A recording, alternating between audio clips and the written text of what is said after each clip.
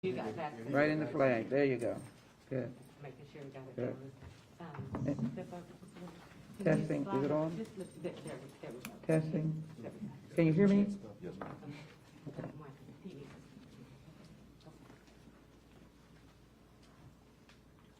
Right, this one.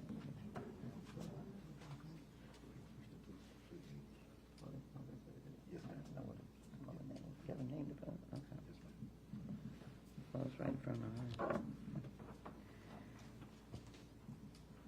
Good afternoon. Congresswoman Sheila Jackson Lee, and I represent the 18th Congressional District. I also chair the bipartisan COVID-19 task force.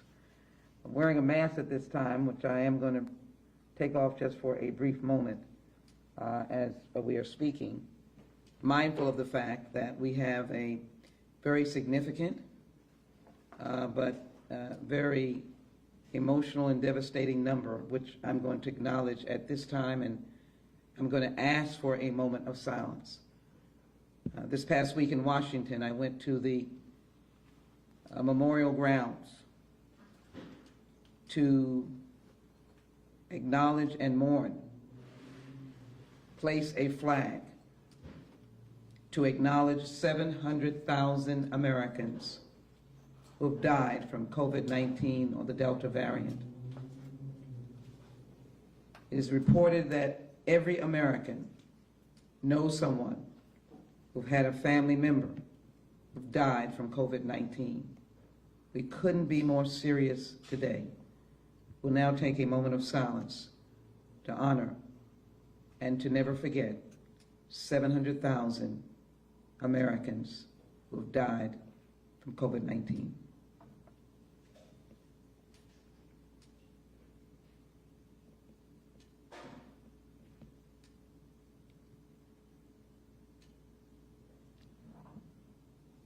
Amen. I wouldn't say that we're at the right place when we think of life-saving, but we are with those first responders, the Houston police officers who have throughout COVID-19 and beyond put their lives on the line. I couldn't think of a better place to be than the Houston Police Officers Union to give our first responders the opportunity to be able to be vaccinated or to get the booster shot. Because Texas still remains a red state. It still has hospitals whose nursing shortage has come about because of the full ICU beds. Texas is also facing the fact that the COVID patients are in their 20s, their teens, their 30s and 40s. Because of the Delta variant, and those who are unvaccinated, many of those who are now in ICU are the youngest population. No matter what we have said over the years, because it has been years, months and days, we still have people who are not vaccinated. We want to come back whenever the police officers call us to make sure that they are. And I'm gratified that we've been able to vaccinate police officers, and we will continue to do so. I thank them for their hospitality. But I want to make a point about where we are. And that is that we will not get to the point of the life we want to live if we do not get more than 50 to 70% of the American people vaccinated. 70% have one shot at least, but to be fully COVID-19 proof, we must be able to convince Americans and Texans and Houstonians that they can't ride it out. And we must dish misinformation that is telling us over and over again to people who get their information there that there's something in the vaccine, that I'm allergic to something in the vaccine, when millions of people have taken it. And doctors, physicians have affirmed it over and over again. When you speak about ICUs, just 2 weeks ago, Texas Children was filled, their ICUs children with COVID-19 and or the Delta variant. Children now are getting sick, and some numbers have lost their life. We're now on the precipice of a vaccine that is now to be determined by the Food and Drug Administration whether they will grant emergency use by Pfizer for 5 to 11-year-olds. And as I say that, I want to speak again to the unvaccinated and the ones who push back. Probably every one of those individuals took a combination of vaccines as a child. They are alive today because they probably took a polio vaccine and a measles vaccine. And so we're here, and I've been here, and this is the 44th vaccine site, 156 testing sites, and this provides for testing as well. We're still here, so you can come to 1200 State Street right now, rush over and get your booster shot, or get your first time or second shot with Pfizer. And we will direct you for your second shot of Moderna. But you cannot get your booster shot because Moderna has not yet been approved for your third shot. But you can get it for Pfizer. Don't wait. It's not raining over here. In fact, the sun is shining. So it's very important that you come. Let me now, as I introduce the Vice President of the Houston Police Officers Union and thank him for his hospitality, let him share how important it is for police officers to be vaccinated. But as I do that, I'm very proud to introduce Mr. Elizondo. He's an officer that is retired, but 35 years of service. I think that deserves an applause. He has just come for his booster shot along with his wife. That's why we're here. And being with major offenses, he was doing some tough work.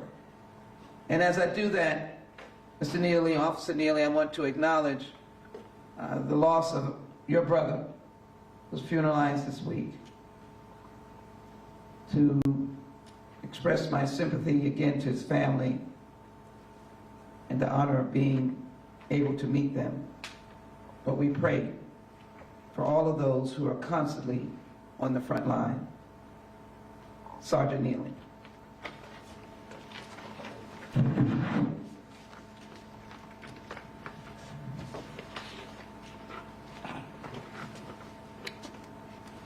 Senior officer, I've given you a promotion, you can take it.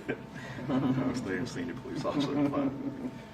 Well, first of all, the Houston Police Officers Union, we really appreciate the opportunity that the Congresswoman has given us to have our officers vaccinated. It's tremendously important. Our officers, especially our first responders, who come in contact with many citizens on a day-to-day basis. We want to ensure that their safety is paramount, not only for them, but their families that they go home to.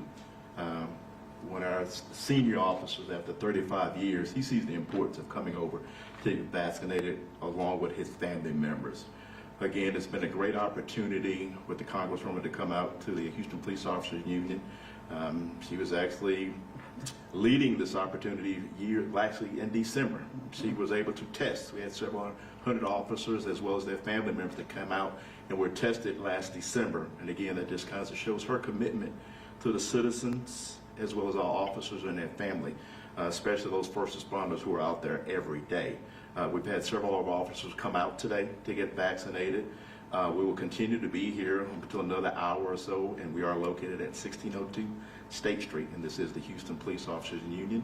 And again, we thank the Congresswoman for giving us the opportunity to make this service available to us, and we thank you. Thank you so very much. Let me say that address again, 1602. 1602. 1602, clear as day. Please come out and be ready. Let me acknowledge officers before I introduce and bring up Senior Officer Eric Carr, who is out in the community, and we are grateful that he is the face, former president of our Black Officers Association. But I also want to acknowledge Senior Officer Terry Siegler, who is a board member of HPOU. Thank you so very much. and as well Houston Police Department Sergeant Brucus Oddly. Want to acknowledge him. Thank you so very much. He was eager to be with us today. And Senior Officer Joseph Smith, board member. We're glad that all of you are here. And then we will hear from Officer P.K. Nguyen. But now I'd like to bring up Senior Officer Eric Carr.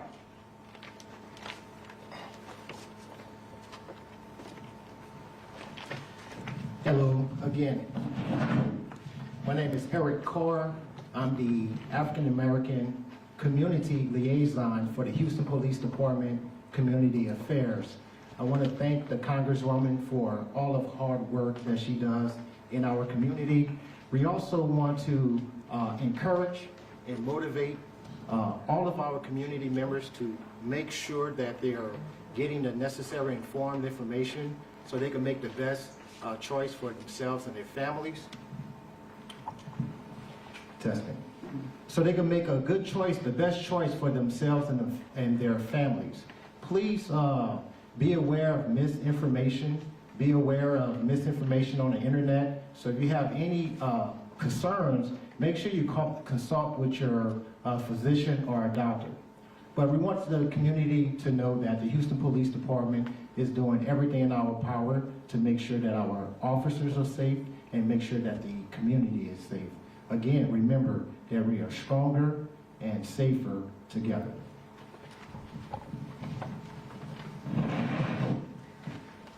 Thank you. And now it is such a pleasure to introduce Officer P.K., and I know how to pronounce this. Yes, ma'am. No. We're excited about that. And she came, but I want her to talk about being vaccinated. Dr. Natalie Carroll Daly, please join us. Someone can take your purse. I know that this won't be recorded about taking the purse. Please come forward, doctor. Appreciate you very much. But we're so excited about her leadership and uniqueness and service to all of us. Thank you so very much. Thank you. How many years? I've been with Houston Police Department for 11 years, Community Affairs Division. I'm so glad to be here with you and other officers, sergeant. We talk to officers every day to get vaccine, stay healthy, and then because we contact with community every day, a lot of people, so we need to do that for ourselves, for our family, for the community. Thank you. Thank you. I started out by having a moment dealing with the 700,000 Americans who died. Dr. Williams and I have been together when we were facing such a surge that we didn't have enough nurses in our public hospital system to take care of those. As he well knows, we have recently had an announcement by the Centers for Disease Control, and I met with Dr. Walensky this week as the chair of the COVID-19 task force, and we said something that was very striking and urgent, that pregnant women should get vaccinated. I know that it has been received with different responses, but I want people to live. So I'm delighted that Dr. Williams will be here to talk about overall and the challenges of unvaccinated persons. Delighted that a years-long lettered and certified OBGYN, Dr. Natalie Carroll Daly, will speak after that, because we are not providing inpatient care at this podium, but we do want pregnant women to pay attention to the announcement that came from the Centers for Disease Control. As an elected official, I don't practice medicine, but it was indicated that a pregnant woman with COVID-19 is most deadly. And so I want us to be aware, and I want us to be able to be helpful. Dr. Williams, if you would. Thank you so very much. UT Health. Thank you. Thank you, Congresswoman Jackson Lee, for your leadership, and thank you to the Houston Police Officers Union for organizing this. It's so important for us to encourage vaccination and get vaccinated as much as possible. As the Congresswoman just alluded to, we are certainly in the throes of what we've seen, the Delta variant. We have a tremendous number of people in our hospitals with COVID-19, and the vast majority of patients in our hospitals are the patients that are unvaccinated. Vaccination is a single, very important step that each and every one of us can take, no matter how much resources we have, no matter where we live. Everyone can get the vaccine, even right here today at 1602 State Street. And it's so important to do that because getting vaccinated reduces the likelihood of getting admitted to an ICU like mine, getting put on a breathing machine by someone like me, or even dying from COVID-19.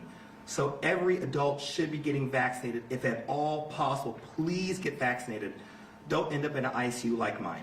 In addition to that, we have patients, I know Dr. Carroll's coming very shortly, but patients that may be pregnant. We are certainly encouraging pregnant patients to get vaccinated because we know that there's an increased risk of mortality or death when someone is pregnant and gets COVID-19. We have to do everything we can to prevent that, and that is within our ability. Please, please get vaccinated. Thank you so much, Congresswoman, again, for the opportunity to come share. Dr. Williams, let me appropriately say that you're with Harris Health, University of Texas Health.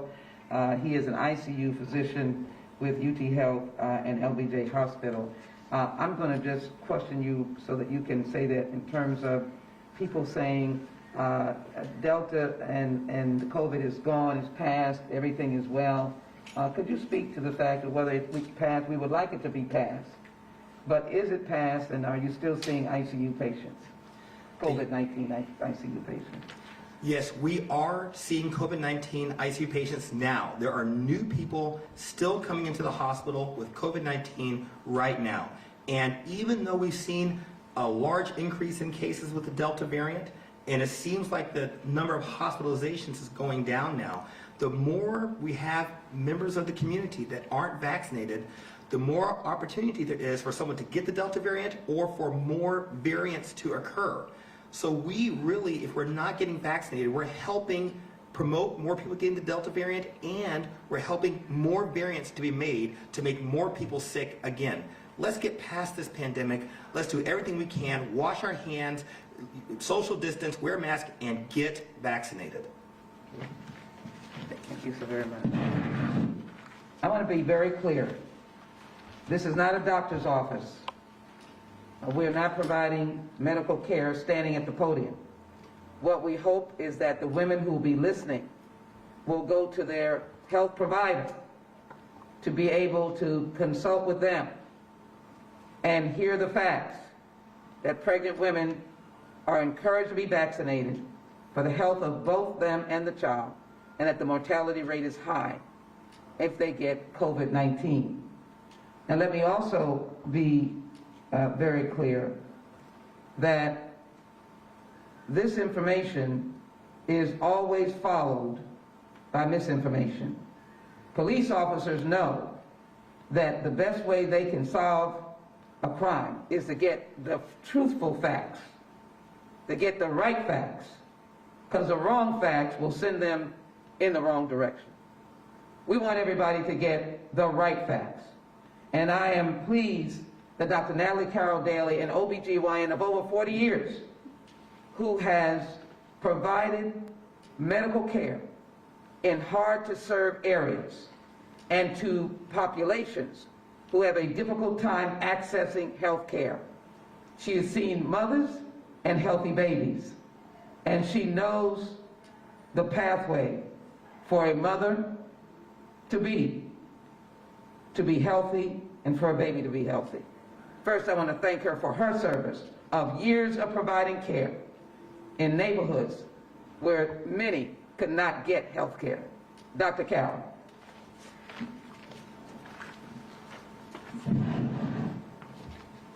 Good afternoon. Thank you, Congresswoman Sheila Jackson Lee, for inviting me. And I am in fact delighted to be here to discuss this issue because it is so very important.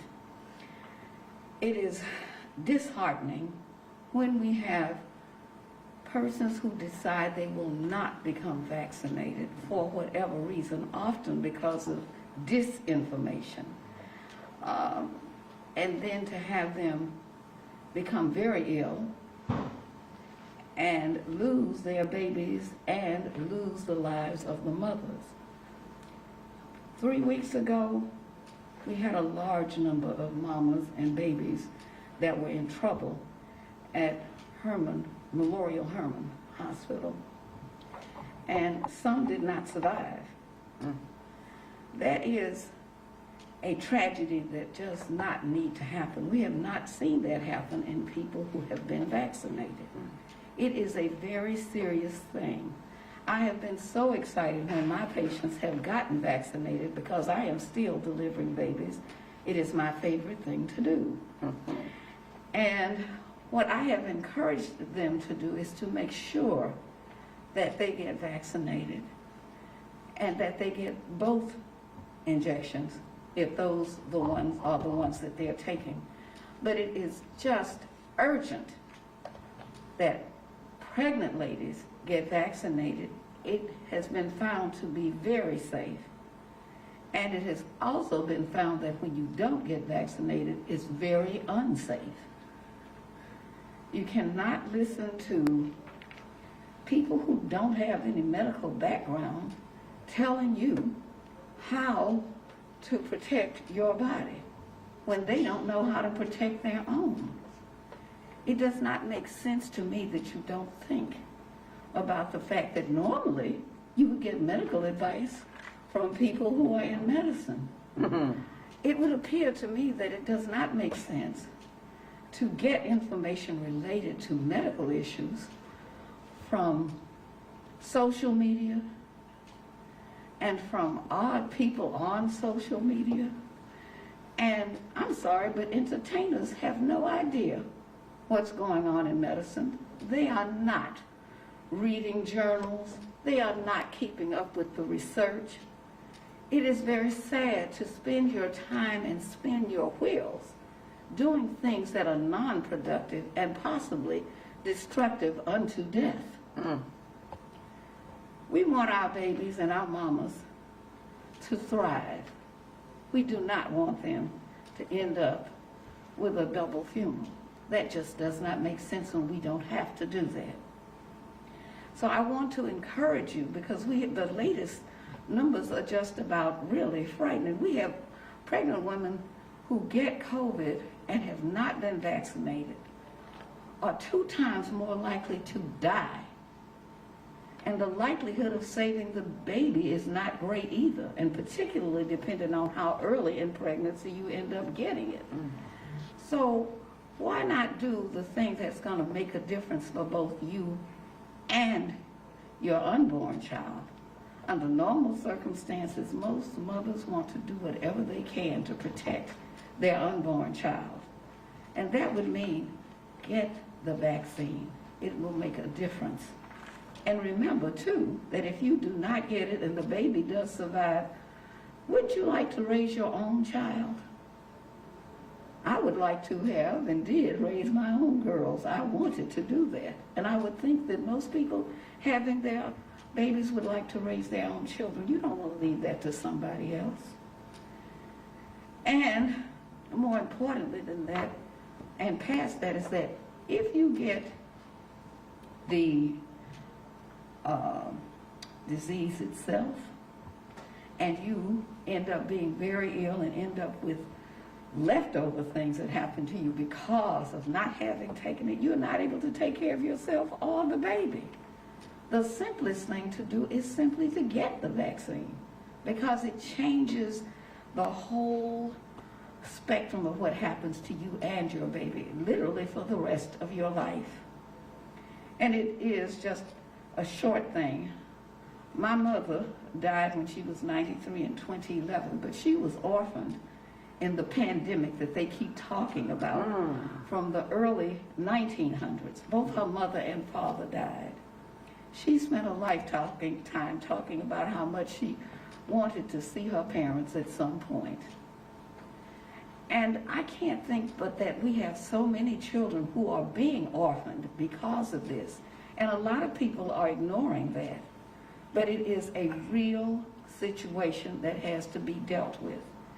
In California, 2 weeks ago, a mother went to the hospital. She contracted COVID. She died, and her husband died, both from COVID, and left a newborn baby and 4 other children for her elderly parents to take care of. That's a burden that does not have to be assumed if we will simply take responsibility and take care of ourselves and our own. So I would deeply encourage getting the vaccine, because it surely can make a difference not only in the life of your family, but the lives of other families as well. I could give other examples, but I will not be lengthy. Well, I'm going to say thank you, Dr.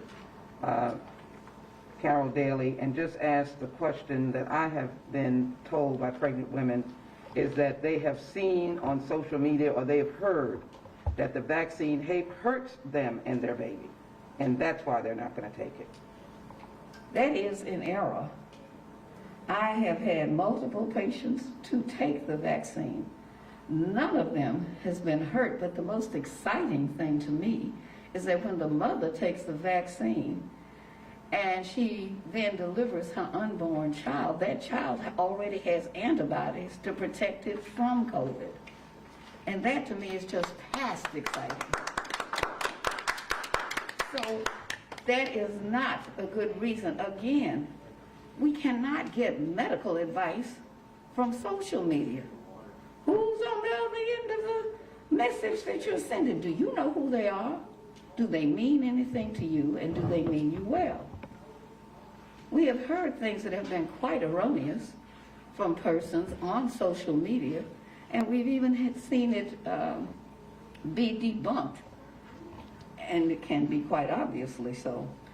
But the point is that that is not true. I have just seen, I am so excited for my patients, and they know it. They call me to let me know.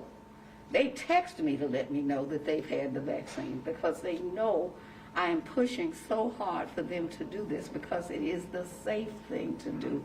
And I would not, after all these years practicing, mislead a patient of mine to do anything that would hurt either the baby or the mother.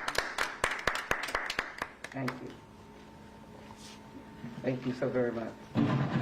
Let me conclude by saying that I want to make sure that any pregnant mother consults her provider, her doctor, and listen to an expert. And I will collaborate with Dr. Natalie Carol Daly and other OBGYN in our inner city neighborhoods, in particular because it's so hard to access health care, to work with her to ensure that we are available in our vaccine effort to go to areas where pregnant women can access, and make sure that after they consult with their doctor, that they are able to get vaccinated. I also want to acknowledge that Officer Elizondo and his wife came here today and got vaccinated, and we thank him for doing that. And so let me conclude and open it for any questions. I will have another statement to make on what we did in Washington, but I want to, again, Dr. Carol, we started out, Carol Daly, with acknowledging the 700,000 persons, the mark that we met this week of Americans who died. And let me finish by saying that was 700,000. We have not finished the death count. 700,000 Americans have already died because of COVID. Some of those are children, some of those are teenagers, some of those are in their 20s, 30s, and 40s, and tragically some of those are pregnant, and some of those are parents leaving behind children. So I just want to say, we may sound like we are speaking every week. We're just not going to leave it until we get through this pandemic. And I do want to say this. The story of Dr. Natalie Carroll's mother is what we compared ourselves to, the pandemic of 1918, when so many people were lost. And we said we'd never get to that because they didn't have a vaccine. They just had to try and make it through until the later years. But here we have vaccines. Soon the Moderna will come for you to take a booster. Now we have the Pfizer for you to take a booster. Soon we may have a vaccine for children 5 to 11. And we still have people who continue to contribute to this way of life. And I just want you to know, we're here for you. Get vaccinated. Are there any questions? And thank you, Dr. Williams. I know you are attending to those who are still sick and still in the ICU. Thank you, Dr. Natalie Carroll Daly. And let me just say this. We cannot do this without United Memorial Medical Center, and I want Sehar Salah to come right now. And again, the work that they're doing has been stupendous. Thousands of persons have been helped. Thank you, Congresswoman, for all the effort you are giving and providing for all the sides we are doing. Thank you for the all senior officers for what we are doing together. And as Congresswoman said, that we have started with Pfizer giving the booster. Please, for all the people who had their Pfizer shots, please come to take your booster. And also we wish that Moderna recently we wish that they will have their approval from the CDC. And personally, I got Moderna and I'm waiting for getting my booster. Let's pray for all of us to save all of us. Thank you again for everybody. It's exciting when you're trying to get your booster, so let's all get our booster, and we'll be available from all through the week, and certainly there are sites that you can go. Harris County, the city of Houston, probably will have some positive gifts if you go and get vaccinated, but we'd like you to get vaccinated for your family's sake, and all during the week you can get it. And these doctors have said, don't let the sunshine or the rain, or because you don't hear about it, say that it's over. The pandemic is not over. And here's the other part I close on. Most of the world are not vaccinated because they don't have the vaccine. And the world is small. And people move around. And you can't blame people coming into your country. Most of the world is not vaccinated. So if you travel somewhere, you're probably going somewhere where people are mostly not vaccinated. Wouldn't it be good if you were vaccinated? That would be important, particularly in a country that is providing you, and an administration under Joe Biden, is providing you with free vaccines. Thank you so very much. I'll take any questions at this time. Then let me take a moment to and I will, any officers that need to go to their duty, but others can stand if they so desire. And I want to make sure that they can. Let me indicate that a friend of mine who happens to be a Republican has always sees me on the floor of the House and said, good news has no wings, but bad news flies fast. And so it seems that the news from Washington, the deal is not done. Can you get the deal done? Has been disinformation and misinformation. I'm the vice chair of the Progressive Caucus, and I serve as a senior member on the Budget Committee.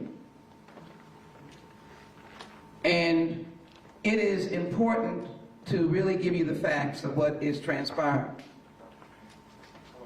Thank you. What is transpiring is that we are working to get the president's agenda to go forward. And his agenda includes the idea of an infrastructure bill and what we call Build Back Better. The doctors are able to stand with us, because the Build Back Better includes, and I think you might do a dance, doctors, a federal Medicaid program. That means that the states that did not get the expanded Medicaid and people are uninsured, I'm so excited about it, I talk about it all the time. 12 states. That means that if I live in Texas and we do not have expanded Medicaid, I can still get in the program for myself and my child, for myself and my family of 4, because I didn't meet the salary threshold. And for 10 years since the Affordable Care Act, I didn't have the ability to access health care. I'm so excited about that. We worked on that as Texans. That's part of the Build Back Better bill. I'm fighting to hold on to it. It is also that you get 2 years of free tuition, community college, and other colleges, because most Americans have a high school diploma. I am not saying anything about that. I want to give them an opportunity for advancement. Child care to be paid for women who were the most victimized in COVID-19. They lost the largest number of jobs were women, and they're trying to get back into the workforce. But you ask a mother how much child care costs, who's on an hourly wage, who's an essential worker. Then pre-K and kindergarten for every child in America. We're not competing against our neighbors sitting in our classroom. We're competing against the world. Please understand what the Build Back Better is all about. And then we also understand a reinforcement of housing vouchers, to give the many people that are in line to be evicted the opportunity to have a roof over their head, and for your child to have a desk in their house and their own room. Or what about the homeless? It is fast growing, not in Houston, across America. They're being priced out of any housing. I talk to individuals who fly for a living, and our friends in Los Angeles are being overwhelmed because the marketplace of housing is so high that homeless persons are everywhere. This bill is going to help us build a renewable economy right alongside of our energy economy. The president campaigned on it. The president is pushing it. I was in the meeting with the president. We were in the meeting with the president. And the president said, thank you for helping me move both bills and both agendas. They're frankly one. The Invest Act will create great jobs, great union jobs. And I am so grateful, doctors. We're going to take lead out of water. All over America, we're going to give clean drinking water. We're going to do high-speed rail. And yes, we're going to do thoughtful highway construction. They all go together. So let me finish with this. Democrats govern, the president governs. This is what we did this week. 1, we made sure that the full faith and credit of the United States did not fall. The debt ceiling was raised, and it was bipartisan. We did the very same thing that Leader McConnell did for President Trump when he said, as leader, we have to raise the debt ceiling so that America does not default. Leader McConnell, I'm ready for you to do the same thing, not for a president of a different party, but for the American people. It is not spending, it is paying bills. It is paying for the light bill on the lights that you already used. If it was in the dead of winter, it'd be paying for the heat that you already used. That's what the debt ceiling is all about. And then, in addition, we made sure that the government did shut down. We know how to govern. We voted to make sure that our government stays open with a continuing resolution.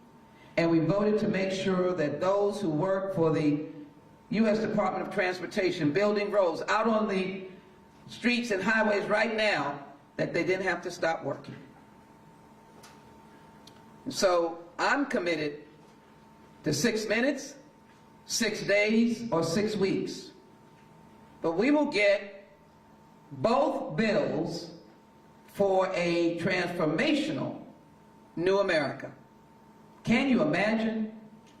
No lead and water in old apartments and homes? Can you imagine trying to get back to work after COVID? Single mom, single dad, and you can get child care. Can you imagine being in rural Texas and you too will get pre-K and kindergarten? Can you imagine getting broadband when everybody saw what happened to our students in inner city 18th Congressional District who did not have access during COVID-19 to be able to learn virtually? Is that something I should give up, or we should give up, because some are Democrats and some are Republicans? I believe what we are doing and what the fight will be is to be more American than whatever your affiliation is. That's what President Biden, myself, the Speaker of the House, and the Leader of the Senate, and we send an olive branch to those in and out of government. And we're not looking at party. For those who have a different opinion, show us how that can work for the programs that really insist on being effective by not having massive cuts. So, first of all, I think I'm grateful for, no, you can come right on in. Come right on in. You'll be okay. Getting vaccinated? Way, we give everybody applause right through there. Right through there. Thank you so very much. That deserved an interruption. But what we're hoping to do is to be transformational, like Medicare was in the 1960s, like Pell Grants were in the 1960s, like the Civil Rights Act was in the 1960s, and the Voting Rights Act. We'll move on to voting rights because we got to overcome some of what we've been confronted with about who won the election. We need voting protection for sure. But what we did this week was powerful, and what the president met with us and said, we are a team. We're going to get it done because Democrats know how to govern. Those in leadership, we know how to govern. I'll conclude on this. You want to know why we know how to govern? Because last week, Saturday, I sat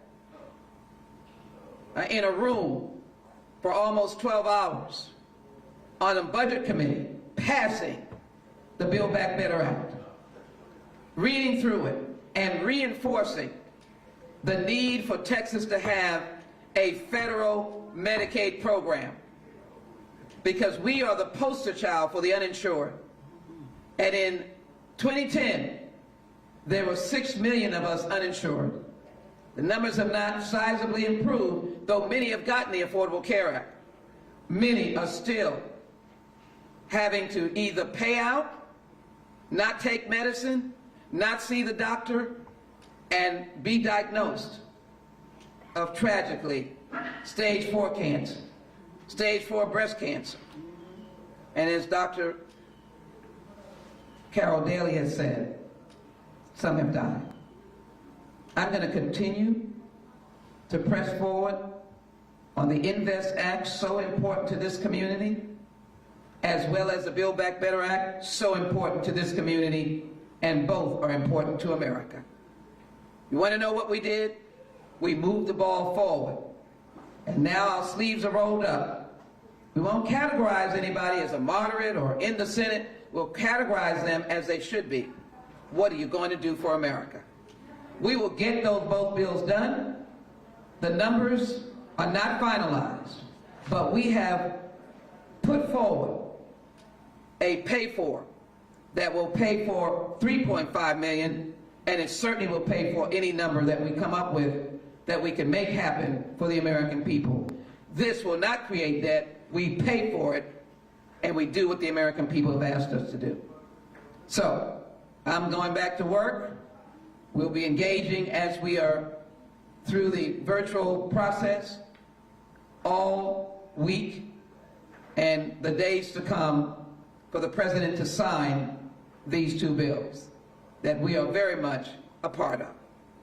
Federal Medicaid for Texas. Somebody needs to applaud on that. Health care for people who never could get it. Thank you. Are there any questions? Thank you all very much. Thank you.